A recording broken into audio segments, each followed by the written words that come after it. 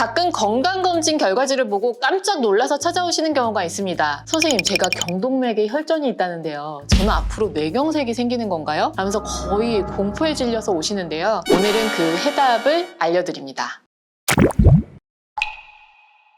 경동맥 초음파는 보통 3가지를 검사합니다. 첫 번째, 동맥의 지름이 얼마나 좁아져 있는지. 두 번째, 혈전이 있다면 모양이 어떤지. 세 번째, 혈관의 내중막 두께. 이 3가지를 이용해서 뇌졸중의 위험도를 판단하는데요. 우선 첫 번째, 경동맥이 좁아졌다는 것은요, 양측 목에 있는 경동맥의 혈관 벽에 내피세포가 손상되고 거기에 콜레스테롤이 쌓이고 추가적으로 염증 반응이 일어나면서 혈관이 막히고 좁아진 거죠. 이러한 동맥경화된 부분이 내부에서 파열이 되면 피떡이 혈류를 타고 날아가다가 더 작은 뇌혈관을 막아서 뇌졸중이 생깁니다. 그래서 경동맥 협착이 있고 뇌경색을 예전에 겪은 적이 있다면 향후 5년 안에 5명 중 1명의 비율로 뇌경색이 발생하기 때문에 이때는 꼭 치료가 필요합니다. 관절 이상 경동맥이 막혀 있다면 스텐트나 경동맥 내막 절제술 같은 수술을 하셔야 되고요. 그 외에 증상은 없지만 협착이 50% 이상의 경우에는 항혈소판제를 사용하고요. 50% 미만이라면 혈압이나 당뇨를 조금 더 철저히 관리를 하고 추후에 추적 검사를 하셔야 됩니다. 두 번째는 혈전의 모양인데요. 혈관 안에 있는 찌꺼기들이 울퉁불퉁하면서 속이 파여있고 모양이 안 좋은 경우가 이 스무스하게 쌓여있는 경우보다 혈관으로 떨어져 나갈 가능성이 훨씬 큽니다. 이때는 반드시 아스피린 같은 약물 치료를 하셔야 되고요. 세 번째는 혈관의 두께인데요. 경동맥에 있는 내막과 중막의 두께를 합쳐서 1mm 이상이면 정상보다 두꺼워진 거라고 얘기를 하는데요. 혈관 벽이 1mm로 두꺼워진 것만으로도 혈관이 꽉 막히는 건 아니지만 전체적인 이 몸의 혈관 건강을 반영하는 지표가 됩니다. 그래서 통계에 따르면 두께가 0.1mm 증가할 때마다 뇌졸중 위험이 15% 이상 증가한다고 해요. 신체 곳곳에 뻗은 혈관의 길이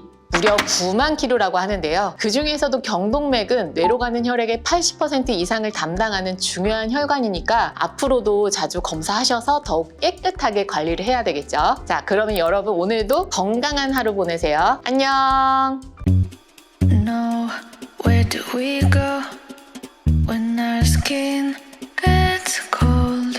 Does anybody know if the place we go still feels